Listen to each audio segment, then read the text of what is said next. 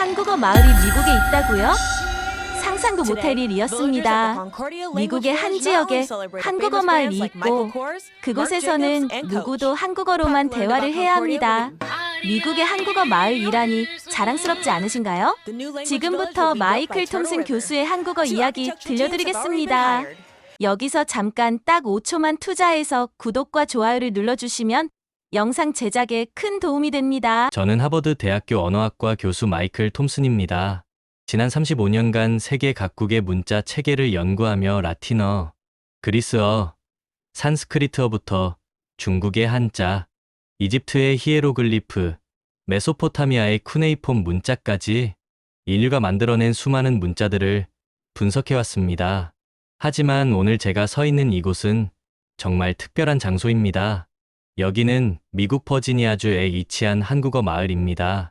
제 주변을 천천히 둘러보시면 한글로 쓰인 간판들과 표지판들이 눈에 들어옵니다. 한국어 학당, 태권도장, 한식당, 그리고 그 아름다운 곡선과 직선이 조화를 이루는 이 독특한 문자들이 미국 땅에서 이렇게 자연스럽고 활발히 사용되고 있다는 사실이 저에게는 그야말로 경이로운 일입니다. 솔직히 고백하자면 저는 처음에 한글을 그저 여러 표문자 중 하나 정도로만 생각했습니다. 한국의 경제 발전과 K-팝, 한국 드라마의 인기로 인해 일시적으로 주목받는 문자 정도로 여겼던 것이 사실입니다. 그러나 본격적으로 연구에 착수하고 깊이 파고들수록 이 문자가 가진 과학적 원리와 철학적 깊이, 그리고 역사적 의미에 완전히 압도당하지 않을 수 없었습니다. 제가 오늘 여러분께 들려드리고자 하는 이야기는 단순한 언어학적 분석이 아닙니다. 이것은 580년 전 한나라의 위대한 왕이 품었던 꿈이 어떻게 21세기 지구촌 곳곳에서 현실이 되고 있는지에 대한 놀라운 여정입니다. 오늘 저와 함께 한글이 어떻게 세계로 뻗어나가고 있는지, 그리고 그것이 인류 문명사에 어떤 새로운 의미를 부여하고 있는지 그 경이로운 이야기를 따라가 보시겠습니다. 한국어 마을 입구에 서니 이른 아침 7시 30분부터 벌써 학생들이 하나둘 모여들고 있습니다. 금발의 파란 눈을 가진 9살 에밀리는 한글로 쓴 공책을 품에 안고 뛰어옵니다. 키가 큰 흑인 소년 13살 마커스는 한국어 교재를 정성스럽게 가방에서 꺼내고 있고, 활발해 보이는 히스패닉계 소녀 11살 카르멘은 벌써 친구들과 한국어로 대화를 나누려 노력하고 있습니다. 선생님, 안녕하세요. 아이들의 또렷하면서도 정성이 담긴 한국어 인사말이 제 귀에 들려옵니다. 발음은 아직 완벽하지 않고 억양도 어색하지만 그 진정성과 열정만큼은 그 어떤 원어민보다도 완벽합니다. 저는 바로 그 순간 깊은 깨달음을 얻었습니다. 한글이 단순히 하나의 문자 체계나 의사소통 도구를 넘어서서 서로 다른 문화와 민족을 잇는 아름다운 다리 역할을 하고 있다는 것을 말입니다. 이곳 한국어 마을을 15년간 이끌어오신 김미영 선생님께서 따뜻한 미소로 저를 맞이해 주셨습니다. 김 선생님은 서울대학교에서 국어국문학을 전공하시고 미국으로 이주하신 후 한글 교육에 평생을 바치신 분이십니다. 교수님, 저희가 여기서 가르치는 것은 단순한 언어나 문자가 아닙니다. 우리는 5000년 한국 역사의 깊은 지혜와 세종대왕의 위대한 애민 정신, 그리고 일제강점기에 목숨을 걸고 우리말 우리글을 지켜낸 선조들의 숭고한 정신을 함께 전하고 있습니다. 김 선생님의 말씀에서 저는 단순한 자부심을 넘어선 깊은 사명감과 철학을 느낄 수 있었습니다.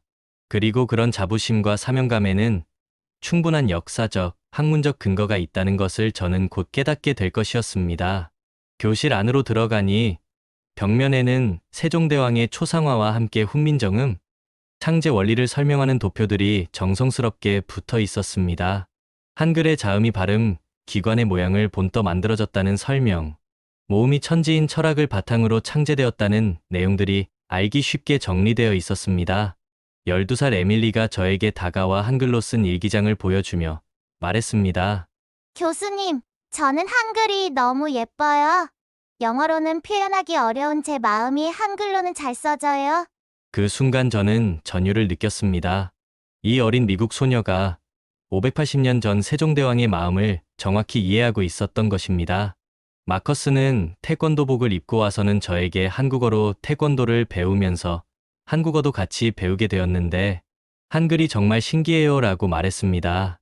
카르멘은 저희 할아버지가 한국 전쟁에 참전하셨는데 한국어를 배워서 할아버지께 한국에 대해 더 많이 여쭤보고 싶어요 라고 했습니다. 각자 다른 이유로 한글을 배우기 시작했지만 이 아이들 모두에게서 공통점을 발견할 수 있었습니다. 바로 한글을 통해 새로운 세계와 만나고 있다는 기쁨과 설렘이었습니다. 하지만 제 연구 여정이 처음부터 순탄했던 것은 아닙니다. 서구 언어학계의 많은 동료들은 제가 한글에 이토록 깊이 매료되어 연구에 몰두하는 것을 이해하지 못했을 뿐만 아니라 때로는 노골적으로 의문을 표했습니다. 톰슨 교수, 한글이 정말 그렇게 특별한 문자입니까? 결국 라틴 문자나 키일 문자 같은 다른 표음 문자들과 본질적으로 무엇이 다른가요? 설마 아시아에 대한 막연한 동경이나 신비주의에 빠진 것은 아니겠죠? 옥스퍼드 대학교의 저명한 언어학자 윌슨 교수가 2023년 국제언어학회에서 제게 날카롭게 던진 질문이었습니다. 그의 표정과 어조에서 저는 서구 학계의 뿌리 깊은 편견을 읽을 수 있었습니다. 서구 문명 중심의 사고방식, 동양의 문화를 여전히 신비주의나 오리엔탈리즘의 시각에서 바라보는 관점이었습니다. 그뿐만이 아니었습니다. 하버드의 제 동료 교수인 데이비드 스미스는 더욱 직설적이었습니다. 마이클, 자네가 한글 연구에만 매달리는 것이 학문적으로 과연 의미가 있을까? 중국어나 아랍어, 스페인어 같은 실용적인 언어를 연구하는 것이 더 가치 있지 않을까? 이런 회의적인 시각들 때문에 저는 더욱 깊은 고민에 빠질 수밖에 없었습니다. 혹시 제가 정말 객관적 근거 없이 한글에 대해 과도한 평가를 하고 있는 것은 아닐까? 한국의 경제적 성장과 문화적 영향력 확대라는 현실적 요인에 현혹되어 학문적 판단력을 잃은 것은 아닐까? 이런 의문들은 한국어 마을에서도 현실적인 문제로 나타났습니다. 한국어가 아무리 좋다고 해도 실제로 미국에서 한국어를 써먹을 일이 얼마나 되겠어요? 프랑스어나 독일어를 배우는 것이 더 실용적이지 않을까요? 이런 현실적인 의문들과 비판들 앞에서 저는 깊은 좌절감을 느꼈습니다. 정말 한글이 특별한 것일까? 아니면 제가 학자로서의 객관성을 잃고 감정적으로 판단하고 있는 것일까? 더욱 큰 도전은 학계에서의 냉담한 반응이었습니다. 제가 한글의 독창성에 대한 논문을 언어학 저널에 투고했을 때 한 심사위원은 이렇게 평했습니다. 톰슨 교수의 연구는 감정적 편향이 심하며 한글의 우수성에 대한 주장들이 충분한 비교, 언어학적 근거를 갖추지 못했다. 또 다른 심사위원은 더욱 신랄했습니다. 아시아 문자에 대한 서구 학자들의 로맨틱한 환상이 학문적 엄밀성을 해치는 전형적인 사례라고 평가했습니다. 이런 비판들 앞에서 저는 진정으로 흔들렸습니다. 과연 제가 옳은 길을 가고 있는 것일까? 한글이 정말 다른 문자들과 구별되는 특별한 가치를 가지고 있는 것일까? 그럼에도 불구하고 저는 포기할 수 없었습니다. 한국어 마을에서 아이들이 한글을 배우며 보여주는 순수한 기쁨과 감동, 그리고 한글 자체가 가진 논리적 체계성과 과학적 원리들이 계속해서 제 마음을 사로잡았기 때문입니다. 저에게 결정적인 전환점이 찾아온 것은 2024년 봄 한국을 직접 방문했을 때였습니다. 인천공항에 내려 서울 시내로 향하는 길에서 제가 처음 본 것은 지하철역과 버스 정류장, 상가 간판들에 가득한 한글이었습니다. 그런데 그 한글들이 단순한 문자가 아니라 살아 숨쉬는 문화의 일부로 느껴졌습니다. 서울 광화문 한복판에 우뚝 선 세종대왕 동상 앞에 선이 가슴이 벅차올랐습니다. 1443년 바로 이곳에서 세종대왕께서 백성들을 위한 새로운 문자를 구상하셨을 것이라고 생각하니 말입니다. 동상 아래에 새겨진 훈민정음 서문을 다시 읽어보았습니다. 나란말씀이 둥기게 달아 문자와로 서르 사마띠 아니할세.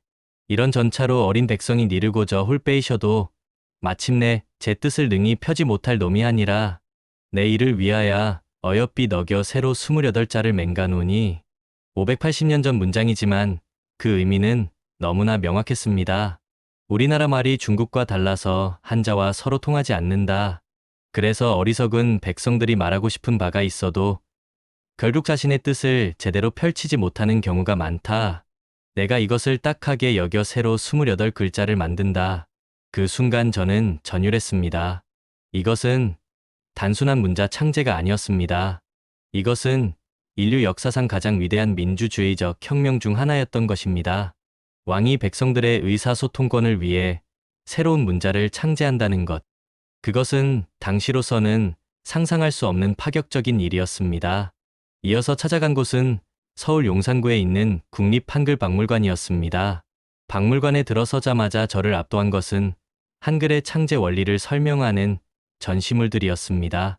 자음이 발음기관의 모양을 본떠 만들어졌다는 설명을 보며 저는 깜짝 놀랐습니다. 이것은 15세기에 이미 현대 음성학의 원리를 적용한 것이었습니다. 더욱 놀라운 것은 모음 체계였습니다. 사람을 상징한다는 천지인 사상에 바탕을 둔 것이었습니다. 하지만 저에게 가장 큰 충격을 준 것은 일제강점기 전시관이었습니다. 일본이 우리말, 우리글 사용을 금지했던 암울한 시대, 그럼에도 불구하고 한글을 지키기 위해 목숨을 걸고 투쟁했던 조선어학회 선생님들의 이야기가 생생하게 전시되어 있었습니다. 주시경 선생님, 이금로 선생님, 최연배 선생님, 이윤재 선생님. 이분들은 일본 경찰의 감시와 탄압 속에서도 한글 연구를 멈추지 않으셨습니다. 조선어 큰사전 편찬 작업을 진행하시다가 일본 경찰에 체포되어 옥고를 치르셨고, 그중 일부 선생님들은 감옥에서 순국하셨습니다. 전시관에서 본 한 장면이 특히 제 마음을 울렸습니다. 이윤재 선생님이 감옥에서 쓰신 편지였는데 그 속에는 우리말, 우리글을 지키는 것이 곧 우리 민족의 정신을 지키는 일이라는 내용이 적혀 있었습니다. 그때 저는 깨달았습니다. 한글은 단순한 문자가 아니었습니다. 이것은 한 민족의 정체성이자 혼이었고 인간의 존엄성과 자유의지가 담긴 위대한 문화유산이었던 것입니다. 세계 어떤 문자도 이런 숭고한 정신적 가치와 역사적 의미를 담고 있지는 않을 것이라는 확신이 들었습니다. 박물관을 나오며 만난 80대 할머니 한 분께서 저에게 해주신 말씀이 지금도 생생합니다. 교수님, 우리 할머니는 글을 몰라서 평생 한을 품고 사셨어요. 조선시대에는 양반 남자들만 어려운 한문을 배울 수 있었거든요. 하지만 우리 어머니는 한글 덕분에 편지를 쓸 수 있었고, 저는 책을 읽고 신문을 볼 수 있었어요. 그리고 제 딸은 대학까지 나와서 훌륭한 선생님이 되었습니다. 한글은 우리에게 꿈을 주었고 희망을 주었어요. 그 순간 저는 한글의 진정한 가치를 완전히 이해했습니다.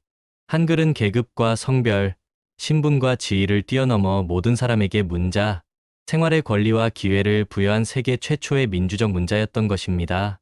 조선시대 궁중의 여성들이 한글로 자신들의 일상과 감정을 기록했고, 서민들이 한글로 편지를 주고받았으며, 그것들이 오늘날까지 전해져 우리에게 소중한 역사적 자료가 되고 있는 것입니다. 미국으로 돌아와 다시 한국어 마을을 방문했을 때, 저는 완전히 새로운 시각으로 이곳을 바라보게 되었습니다.